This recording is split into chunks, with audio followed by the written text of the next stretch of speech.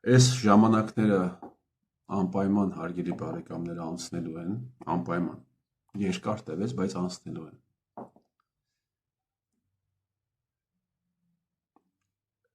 Ես զարմանում եմ ինչու երկար տևեց, որովհետև գործող ռեժիմը այնուամենայնիվ շատ փոքր, բայց ինչ-որ մասսայի վստահությունն է վայելում Հայաստանի Հանրապետությունում։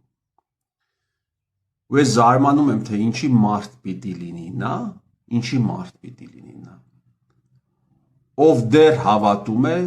ով դեռ վստահում է, կամ չի հավատում, չի վստահում, բայց հանուն փողի պատրաստ է ծառայել այս իշխանություններին։ Հանուն փողի պատրաստ է այս իշխանությունների համար ընտրական տասովկա իրականացնել։ Հանուն փողի պատրաստ է այս իշխանությունների համար սրան կամ նրան ձերբակալել,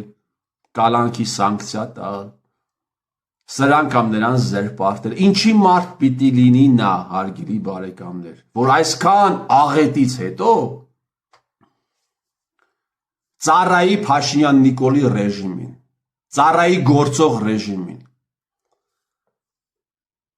մարդու, ով միլիոնավոր մարդկանց խաբեց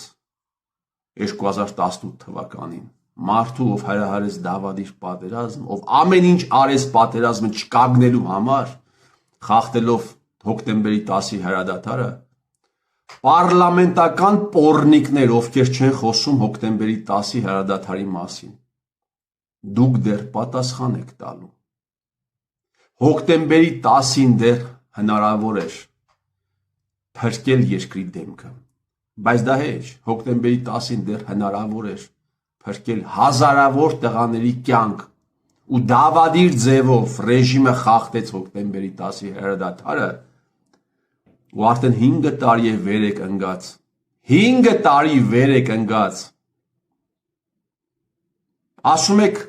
բան է, հա չեք Փաշինյան Նիկոլին քշել, բերում եք բազմաթիվ պատճառներ, բա հոկտեմբերի 10-ի թեման, որ չեք բարձրաձայնում, դրա պատճառը որն է, ընդդիմադիր վիժվազքներ, բայց այս նյութը, տեսանյութը ձեր մասին չի, այս տեսանյութը այն մարդկանց մասին է, ովքեր դեռ հավատում են Փաշինյան Նիկոլին, վստահում են, դեռ պատրաստ են ծառայելու նրանց, արա դուք ինչի մարդ եք, հետաքրքիր է, ես չեմ ասում վստահեք դաշնակ մաշնակներին, մի հանցագործ խումբ էլ նա է, ես չեմ ասում վստահեք մնացած կուսակցություններին, բայց դուք ոնց կարող եք վստահել կամ աշխատել այս իշխանությունների համար, ոնց Փաշինյան Նիկոլը իրեն ալտերնատիվ ստեղծել է այսպես կոչված ռազմահայրենասիրական ուժերին, այսպես կոչված, ասում է, եթե ես չլինեմ, նրանք կլինեն, իբրև թե ինքը նրանց հետ կապ չունի։ Հարց եմ տալիս ձեզ, հարց, սովորական հարց։ Քանի դաշնակ մաշնակ է իր հեկերը վաճառել ադրբեջանցիներին եւ Հայաստանի կառավարությունից կոմպենսացում ստացել։ Փաշինյանը կապ չունի դաշնակ մաշնակների հետ, բայց ինչու է կոմպենսացում տվել։ Լոքյան Դավիթը հեկ չի ունեցել, մեկ ֆրագմենտ եմ ասում։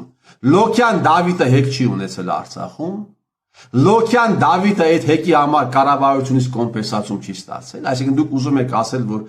առևտրային այսպիսի հարաբերությունների մեջ գտնվող վարչապետը դաշնակ մաշնակների հետ կարող է իրենց հետ բացարձակապես լինել անտագոնիստ։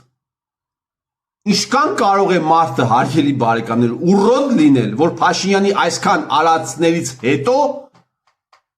դեռ վստահել կամ մտածել, որ Փաշինյանը նախկին ռեժիմի ներկայացուցիչների հետ այսպես կոչված բացարձակապես որևէ առնչություն չունի։ Մի գիրք կա ձեռքիս տակ, Յասպերս, Կարլ Յասպերս,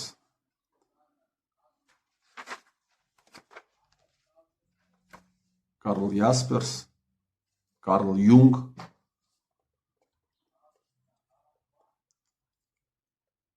հետ պատերազմյան Գերմանիայի մասին են խոսում, քննարկում, այստեղ կա նաև Թոմաս Մանի նամակները։ Կարլ Յասպերսն ասում է, վինավատ не Գիտլեր, а немцы, которые пошли за ним։ Եվ նաև Յասպերսի մասին առանձին ես մի հաղորդում արել եմ։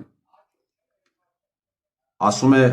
в 1937 году его с позором лишили звания профессора за сочувствие евреям, а затем бывшие коллеги стали травить профессора. Ученый не захотел уезжать из страны. Даже тогда, долгих 8 лет, он писал в стол и жил под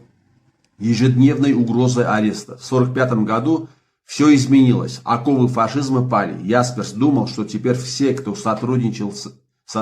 с режимом, отправятся на свалку истории, на которой он провел долгих 8 лет. Но придя в университет, он встретил тех же людей, кто организовал на него травлю. Казалось, все забыли о прошлом. Ученый не смог пережить этого позора, он проклял Германию и уехал из страны. Никогда больше он не ступал на немецкую землю, а итогом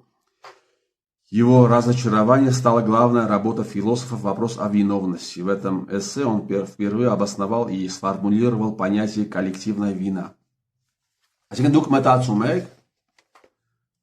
որ Նիկոլին քշելուց հետո դուք պիտի այլյա գերմանական սվիկաներ դուրս գաք եւ ասեք, որ մենք ոչ մի բան չենք արել, ամբողջը Նիկոլն է արել։ Դուրս գաք եւ ասեք, ինչպես Նիկոլն է ասում, ես ոչ մի բան չեմ արել, սա նախկիններն են արել։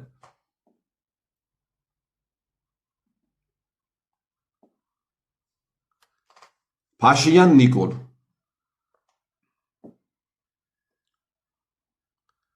դու ինձ չես խաբել։ Դու ինձ չես խաբել։ Փաշինյան Նիկոլ, այդ խմբակը,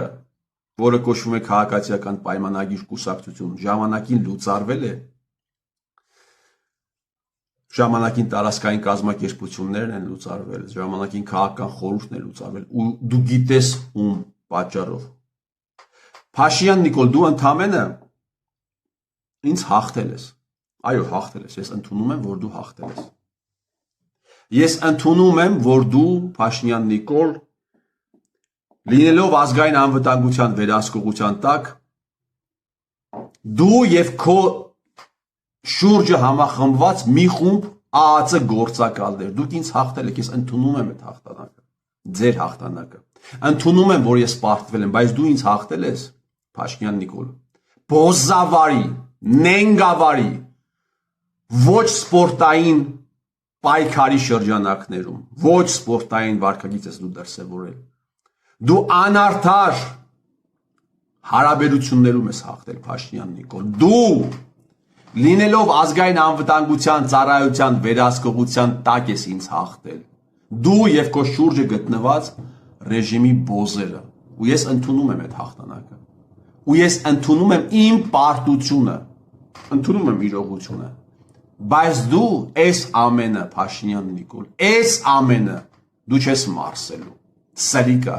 դու չես մարսելու, ինչքան ուզում է հետևդ կանգնած լինի ԱԱՑ-ն, ինչքան հուզում է հետևդ կանգնած լինեն դաշնակ մաշնակները եւ քո հրճակած նախկին հանցագործ ուժերը, այս աշխարհը չոպով չէ ծածկված, Փաշինյան Նիկոլ, դու անպայման պատասխան ես տալու, ու անպայման պատասխան են տալու նաեւ այն վիժվածքները,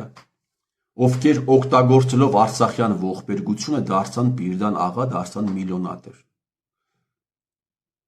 Դուք մտածում եք այդ ձեր լափած միլիոնները դուք պիտի ինչ որտեղ չի լինելու։ Ես խմում եմ իմ պարտության կենացը, Փաշինյան Նիկոլ, ես խմում եմ իմ պարտության կենացը, պարտություն, որը ես կրել եմ, պարտություն, որը ես կրել եմ ազգային անվտանգության ծառայության բոզերի կողմից։